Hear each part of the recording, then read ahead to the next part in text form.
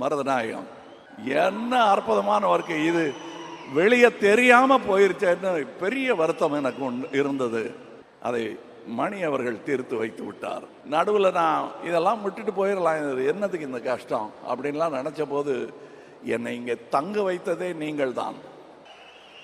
இப்போ இங்கே இருக்க அடுத்து நிறைய பேரை கொண்டு வந்து இங்கே சேர்த்துடணுங்கிறது மட்டும்தான் என் முனைப்பு. நான் தோள் கொடுக்கும் இந்த சினிமா பல்லக்கில் திறமையானவர்கள் எல்லாரும் ஏறி அமரலாம். நான் இங்கே விற்க வந்தது தக் லைஃப் அல்ல, நல்ல சினிமாவை. தக் லைஃபை நீங்கள் ஏதாவது ஒரு விலையில் வாங்கி விடுவீர்கள் என்ற நம்பிக்கை எனக்கு இருக்கிறது. எவ்வளவு நம்பிக்கை இருக்கிறது என்பதை சொல்லுகிறேன். கலைஞர் டயலாக் சொன்ன மாதிரி, பாட்டளிக்கும் குயில்கள் இல்லை என் பாதையில், படமெடுக்கும் பாம்புகள் நெளிந்திருக்கின்றன. ஆகாரத்திற்காக அழுக்க சாப்பிட்டு தடாகத்தை சுற்றப்படுத்துகிறதே மீன், அதை போல நான். உயிரே உறவே தமிழே.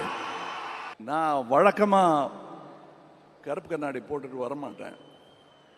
ஏன்னா இங்கே இருட்டில் தடிக்க விழுந்துடக்கூடாதுங்கிற பயம் ஒன்று இருக்கும்.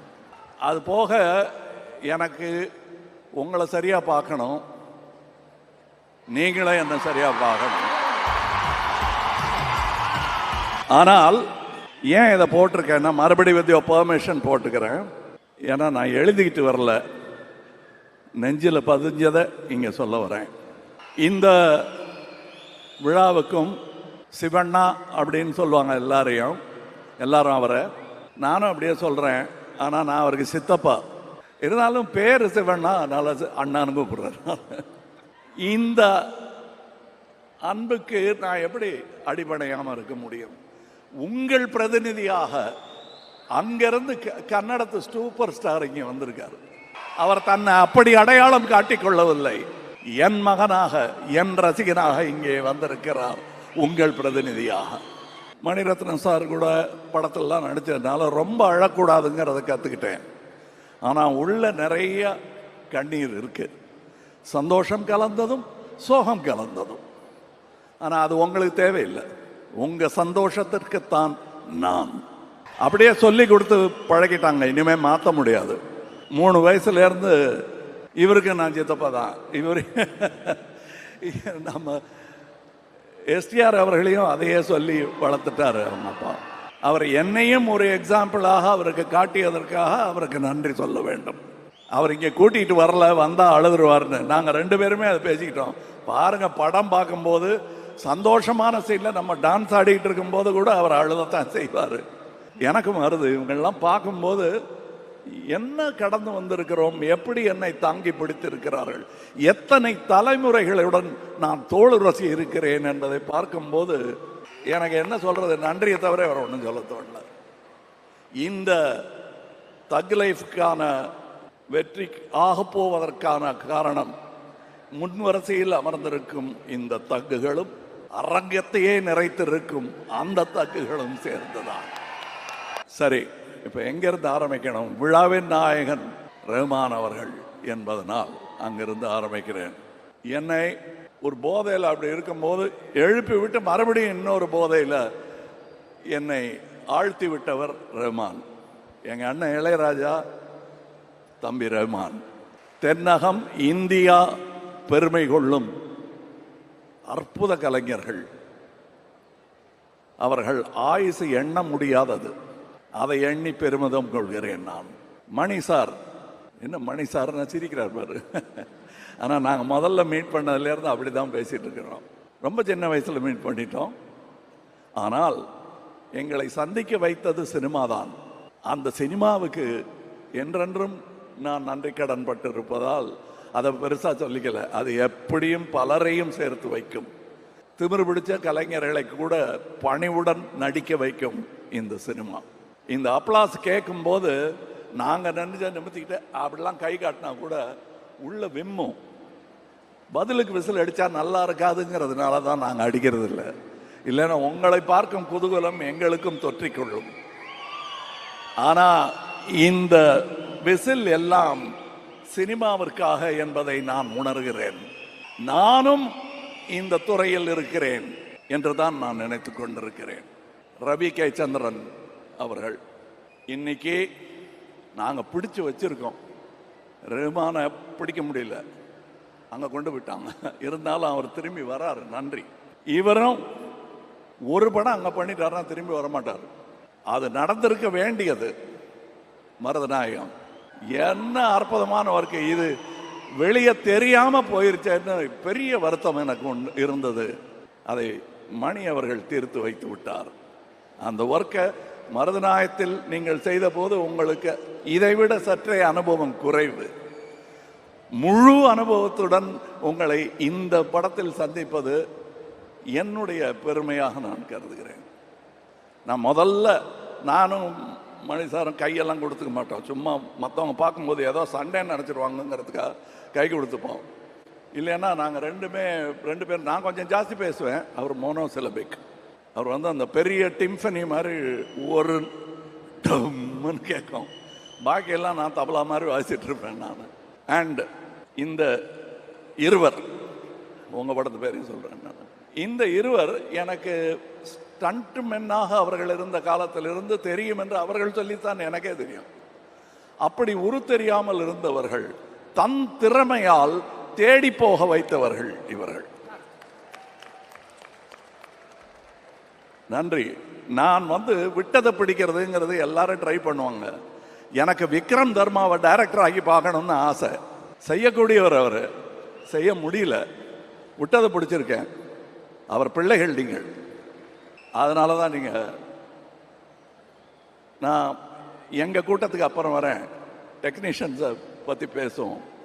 இதற்கு பாடல் பாடியவர்கள், எனக்கு என் குழந்தை பாடின போது சந்தோஷமாக தான் இருந்தது. ஆனால் அதை விட சின்ன குழந்தைகள் பார்க்கும்போது, இந்த குழந்தை சின்ன குழந்தையா இருக்கும்போது பாடினதெல்லாம் எனக்கு ஞாபகம் வந்துருச்சு. தேவர் மகன் படத்தில் ஒரு சின்ன பாட்டு சான்ஸ் கொடுத்தாரு. கோடம்பாக்கத்துக்கு கூட்டிகிட்டு போகிறேன், வண்டியில் சீட்டில் உட்காந்துக்கிட்டு போற்றி பாடட்டி பொண்ணை ரிஹர்சல் பண்ணிக்கிட்டே இருக்கோம். அப்புறம் பின்னாடி உட்காந்துருந்தவங்களாம், எப்பா ஸ்டூடியோவுக்கு போய் பாடிக்கலாம், இல்லைன்னா பாடவே முடியாது, எதுக்கு வண்டி வருது, கொஞ்சம் நிறுத்துங்க, ரிஹர்சல் அங்கே போய் பண்ணிக்கலாம், அவர் பார்த்துக்குவார் அப்படின்னு சொன்ன அந்த குழந்தை கணீர் என்ற குரலில் ரஹ்மான் இசையில் என்று பாடிக்கொண்டிருப்பது தந்தையாக எனக்கு பெருமை. நான் உதிர்த்த உயிர், அதை பார்க்கும்போது எனக்கு உள்ளம் நெகிழாமல் இருக்காது. இன்னொரு பொண்ணு இங்கே உட்காந்துருக்கு, ஹாசினி. எத்தனை பேருக்கு நான் சித்தப்பா பாருங்க. சிவா, அவர் என் சிவமும் அவர் சிவமும். இன்னும் நிறைய பேர் இருக்காங்க. டெக்னீஷியன்ஸை பற்றி சொல்லி ஆகணும். எத்தனை பேர் இங்கே முன்வரிசையில் இருக்கிறது போக, உங்கள் முன் வராமல் பின்னாடியிலிருந்து இயங்கிட்டு இருக்கிற இந்த துணை இயக்குநர்கள்லேருந்து சவுண்ட், இந்த அஞ்சலி படத்தில் ஆடின குழந்தைகள்லாம் இன்னைக்கு சவுண்ட் இன்ஜினியராக வந்திருப்பான். நான் சும்மா விளையாட்டுக்கு ஒரு படத்தில் சொன்னேன், சதி லீலாவதிங்கிற படத்தில் என்னை தாண்டி குதிச்சு ஓடுவார், அப்போ பெரிய இன்ஜினியராக வருவாங்க போல் இருக்கு அப்படின்பேன் நான். வந்துட்டார். அது டயலாக் வாழ்த்தா மாறிடுச்சு, வாழ்க. இன்னும் நிறைய நடிகர்கள் இவங்க முதல்ல வரும்போது இன்ட்ரடியூஸ் பண்ணி தான் இவங்க பேரெல்லாம் எனக்கு தெரியும், பார்த்துருப்பேன். ஏன்னா படத்தை நடுவில் பார்த்துட்டு இருப்போம், ஓரத்தில் பார்க்க மாட்டோம் நம்ம. ஆனால் நான் பார்ப்பேன், இவங்கெல்லாம் பண்ணியிருக்கிற பர்ஃபார்மன்ஸ் பாருங்கள். இங்கே இந்த படத்தின் மூலம் நட்சத்திரமாக போபவர்கள் இன்னும் நிறைய பேர் இருக்கிறார்கள். தம்பி எஸ்டிஆர் போக போகும் தூரம் எனக்கு தெரிகிறது, உங்களுக்கு புரிகிறது, உங்களுக்கு கடமை இருக்கிறது. இந்த கூட்டத்தை வழிநடத்தும் தலைவன் நீங்கள். அந்த ரெஸ்பான்சிபிலிட்டியோட நீங்க இனிமே நடந்துக்குவீர்கள். ஏற்கனவே அப்படித்தான் இருக்கீங்க, இன்னும் கூடி இருக்கு உங்களுக்கு. அது சுமை அல்ல, சுகம். அனுபவிங்க. அதை பார்த்து நானும் அனுபவிப்பேன். த்ரிஷா அவர்கள் அழகு அப்படின்னு அடிக்கடி சொல்றாங்க, அதெல்லாம் யாருக்கு வேணா தெரியும். ஆனா கிட்ட நெருங்கி போனாதான் உள்ள எவ்வளவு அழகா இருக்காங்க அவங்க. அதுவும் அந்த ஹேர் ஸ்டைலுக்குள்ளெல்லாம் ஒரு அழகு இருக்கு, தலைக்குள்ள. அவங்களுக்கு தலைகணம் என்பது பொன்னியின் செல்வன் ஹேர் ஸ்டைல்ல இருந்து வந்திருந்தா உண்டே தவிர அவங்களுக்கு தனியாக அது கிடையாது. அது எனக்கு அவங்களிடம் ரொம்ப பிடிக்கும். அவர்கள் இரும்பு மாதிரி இருக்கும் பார்க்கும்போது, ஆனால் உருக்கிடலாம், உருவாக்கிடலாம். அதை பண்ணியிருக்காரு மணி சார் இதில். அண்ட் ஜீவா என்பது இப்பொழுது அபிராமி அவர்கள் எடுத்திருக்கும் அவதாரம். அபிராமி என்பதே ஒரு அவதாரம் தான். குணா படம் பார்த்துட்டு ரசிகையாக மாறி தன் பெயரை மாற்றிக்கொண்டார். நன்றி. அவங்க இந்த படத்தில் பண்ணியிருக்கிற பர்ஃபார்மன்ஸை டப்பிங் போது நான் பார்த்துட்டு என் டைலாக் விட்டுருவேன். அது நான் விரும்மாட்டிலேயே நடந்திருக்கு. அதில் நான் டைரக்டருங்கிறதுனால ரொம்ப பராக்கு பார்க்க முடியாது. அதனால் நான் ரஷ் பார்க்கும்போது தான் அங்கே ஆவிட தட்டி தட்டி சொல்லுவேன், என்ன பண்ணியிருக்காங்கன்னு ஒரு மையில் தான் பேசுவேன். சந்தோஷத்தில் அப்படி வந்துடும் ரசிகனுக்கு. அற்புதமான நடிகை, வெல்கம் பேக்னு சொன்னாங்கல்ல. You left, we never left you.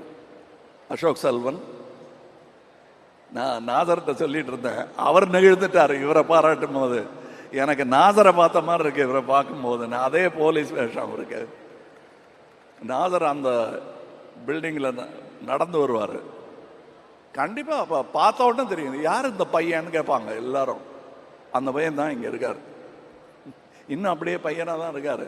இதெல்லாம் மேக்கப், வெள்ளை டை போட்டுட்டு வந்திருக்காரு. அப்படி தான் எனக்கு தோணுது.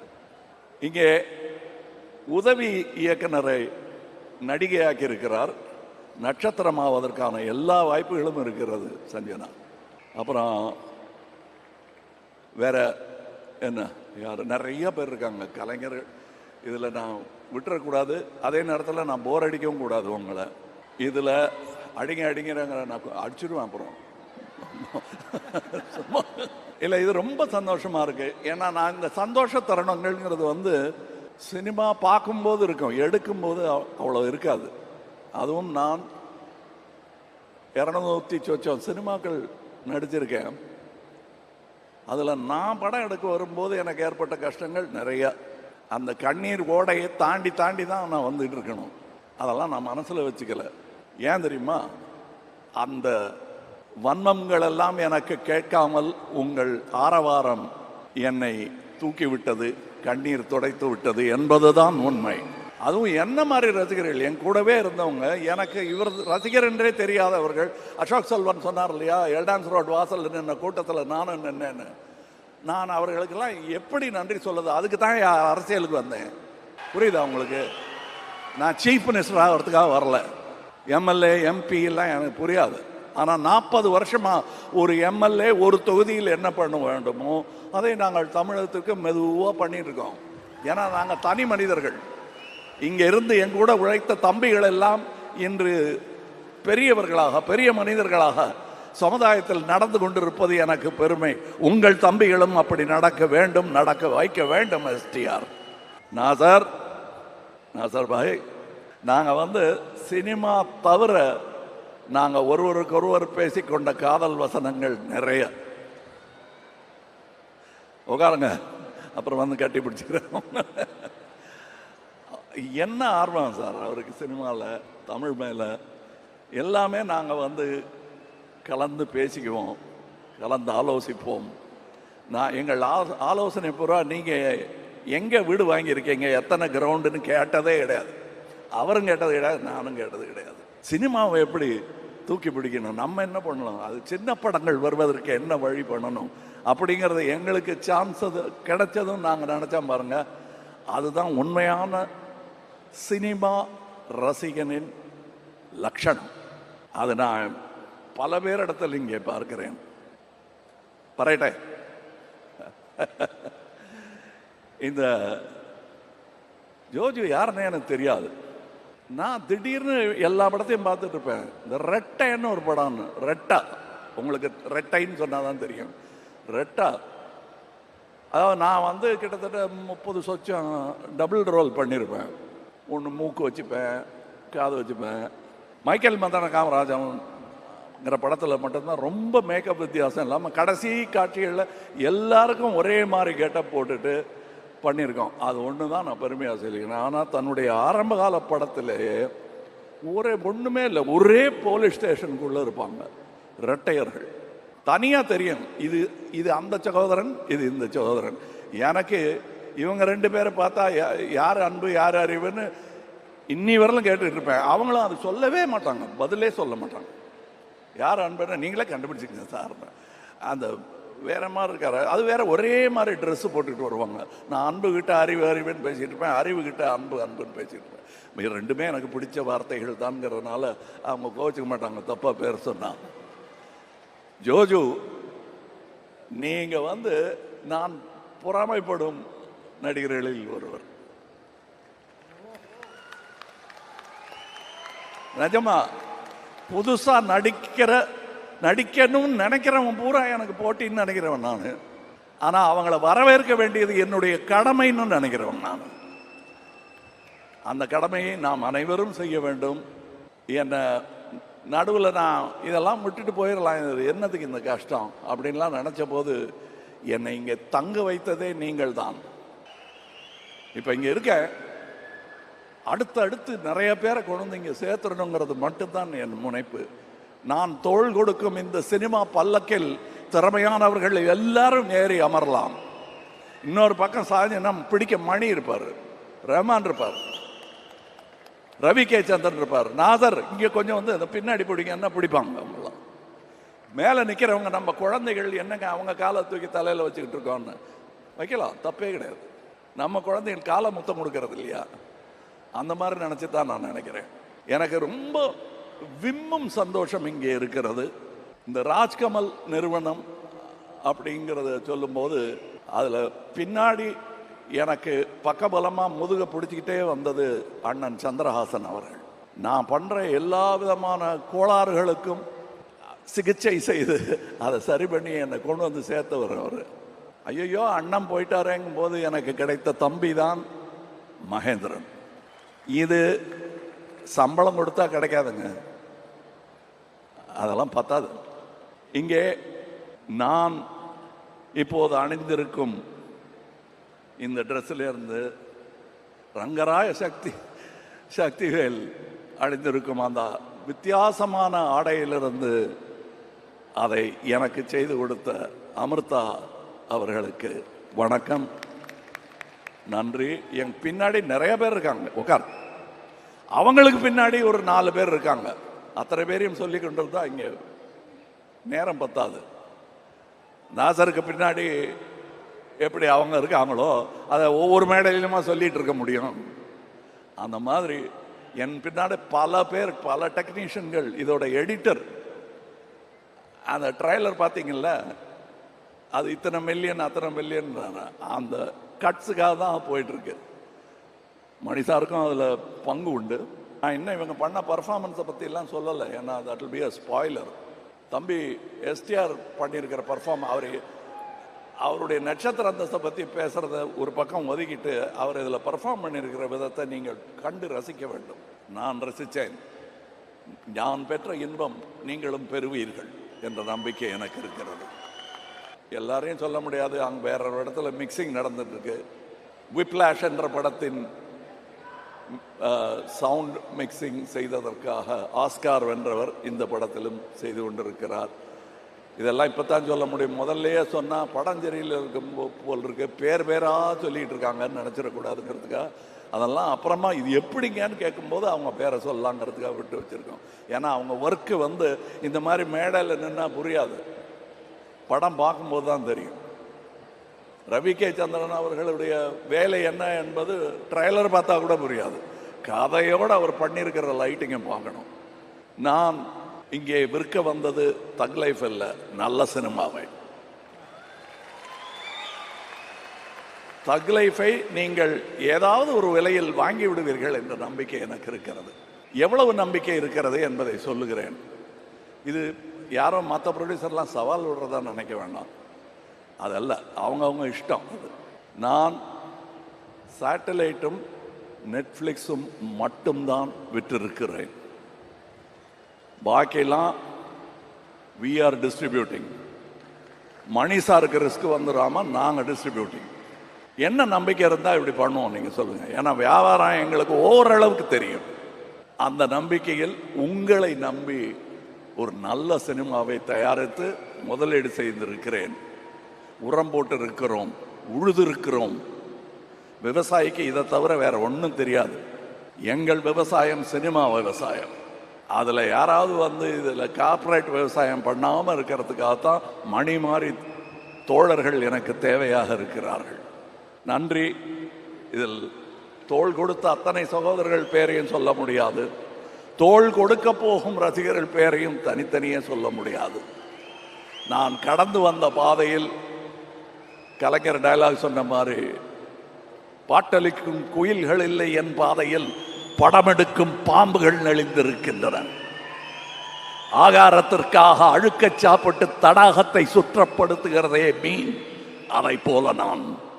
இது கலைஞர் சொன்னது. நான் பேசுற எல்லாமே காப்பி அடிச்சது தான். அதனால சும்மா அபிராமி வந்து பிட் அடிக்கிறீங்களான்னு அவர் கேட்டார். நானே பிட்டு தான். அதுவும் பள்ளிக்கூடத்துக்கே போகாத பையன், ஃபிலிம் இன்ஸ்டியூட்டுக்கும் போகாத பையன் பிட் அடிக்காம வேற என்ன பண்ணுவான்? நான் பிட் அடிச்சு சினிமாவுக்காக ஒரு டாக்டர் பட்டம் வேற கொடுத்துட்டாங்க. அது எங்க அக்காட்டெல்லாம் நான் காட்டவே இல்லை. தலையில குட்டி, உனக்கு இது வேற குறைவா, படிச்சிருக்கலாம்ல அப்படின்னு வைவாங்க. என்னை வியப்பில் ஆழ்த்தி கொண்டிருக்கும் தமிழ் சினிமாவுக்கு, என்னை குழந்தை பருவத்திலிருந்து தூக்கி கொஞ்சிக் கொண்டிருக்கும் தமிழ் சினிமாவுக்கு நன்றி, நன்றி. அதை எப்படி சொல்வது என்றால், அடுத்த படத்தில் நல்ல படமாக எடுத்து தமிழ் சினிமாவை உயர்த்துவதில் ஒருவனாக, ஒரு கடைநிலை சினிமா ரசிகனாக நான் இருப்பதையே விரும்புகிறேன். தொடர்ந்து அவ்வாறாகவே இருப்பேன். உங்க அப்பா பத்தி சொல்லாம விட்டா சரியா இருக்காது. நான் எங்க இருந்து இதெல்லாம் கத்துக்கிட்டேன்? இந்த பணிவெல்லாம் உங்க அப்பாட்ட இருந்து தான் கத்துக்கிட்டேன். அவர் வந்து எப்படி பண்ணீங்க அந்த காட்சியன்னு என்கிட்ட, சின்ன பையன் நான், 21 வயசு. அண்ணா ராஜ்குமார் அண்ணா வந்து என்கிட்ட கேட்பாரு, அந்த காட்சி எப்படி ஆஹா அப்படின்பாரு. நிஜமா சொல்றாரா இல்லை சும்மா சொல்றாரு? ஆனால் ஒவ்வொரு வாட்டி பார்க்கும்போது இன்னொருத்தரை கூப்பிட்டு சொல்லுவார். என்னுடைய ராஜபார்வை படத்துக்கு முதல்ல வந்து கிளாப் எல்லாம் காட்டி ஆரம்பித்து வச்சது மட்டும் இல்லை, புஷ்பக் படம் நாங்கள் பெங்களூரில் எடுக்கும்போது அதுக்கும் அவர் தான் கிளாப் கொடுத்து ஆரம்பித்து வச்சார். இது அந்த ஊரில் இருக்கும் என் குடும்பம். அதனால தான் அவர் இங்கே வந்திருக்காரு. அதனால தான் நான் பேச்சை ஆரம்பிக்கும் பொழுது நான் உயிரே உறவே தமிழே என்று ஆரம்பித்தேன். அதில் தமிழிலிருந்து பிறந்தது தான் உங்கள் பாஷையும். அதனால் நீங்களும் அதில் உட்படுவீர்கள். இன்னும் நான் சொல்ல வேண்டியது, கடந்து வந்த பாதை, பாம்பு எல்லாம் சொல்லி முடிச்சுட்டேன். அதெல்லாம் ஏன் சோகம், அதை விட்டுருங்க. படத்தை பாருங்க. அடுத்து காமெடி படம் கேட்டாங்க, ட்ரை பண்ணுறோம். என்ன ஜோஜோ, என்ன நாசர்,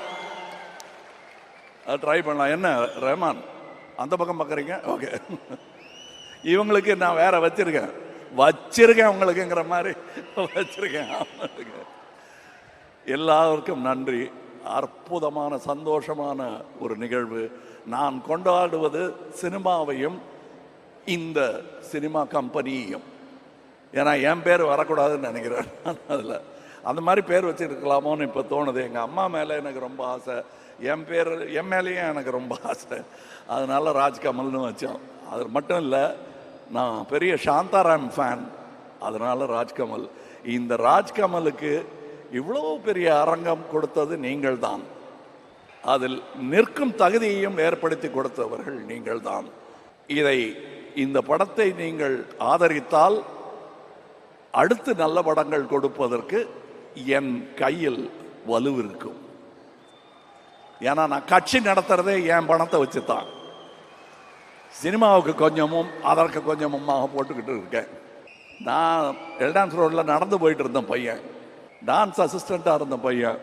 ஏன்னா திடீர்னு கூட்டிகிட்டு வந்து நடிகனாக்கிட்டார் பாலச்சந்தர் சார். அவர்கிட்ட அசிஸ்டண்ட்டாக சேரணும்னு தான் இந்த சஞ்சனா மாதிரி போனேன். நான் என்னடா பண்ணணும்னு நினைக்கிறேன்னு கேட்டார். சொல்லத்தரான்னு நினைக்கிறேனுக்கு அப்புறம் வெக்கப்பட்டுக்கிட்டு உங்களை மாதிரி ஆகணும் சார், போடா மடையாருன்னார் அவர். நல்ல வேளை அவர் சொன்ன அறிவுரையை நான் கேட்டுக்கொண்டு இந்த மேடை அமைப்பதற்கான பலம் எனக்கு கொடுத்ததே அந்த பாலச்சந்தர் தான். அதே பெயரை மணிரத்னமும் சொல்லுகிறார் பாருங்க. அவர் எவ்வளவு பெரிய மகான். அவருக்கும் நன்றி சொல்ல கடமைப்பட்டு இருக்கிறேன். என்னுடைய பாதையில், என்னுடைய கொள்கையில், என்னுடைய நம்பிக்கைகளில் நான் நடப்பதற்கு ஏதுவாக எனக்கு நடுவில் காலை விட்டு இடராமல் இருந்த என் குடும்பம். அது எங்கள் அண்ணன் சாருவாசனும் சொல்வார், நாங்கள் 2 பேரும் ரேஷ்னலிஸ்ட். அவர் அது ஒத்துப்பாரான்னு தெரியல. நான் பகுத்தறிவாளன், அவரும் அதுவாகத்தான் இருக்கிறார் என்று நினைக்கிறேன். இந்த சூழலில் நான் வேறு எப்படியும் வந்திருக்க முடியாது. எனக்கு கிடைத்த வாத்தியார்களின் பட்டியல் ஏற்கனவே பல முறை சொல்லியிருக்கிறேன். உங்களுக்கு மனப்பாடமாகும் வரை அதை சொல்லிக் கொண்டிருப்பேன் நான். நன்றி. அடுத்த பட அறிவிப்பு, அது என்ன மாதிரி படம் என்பதையெல்லாம் நீங்களும் தக் லைஃபும் வெற்றியும் தான் முடிவு செய்ய வேண்டும். நன்றி, வணக்கம்.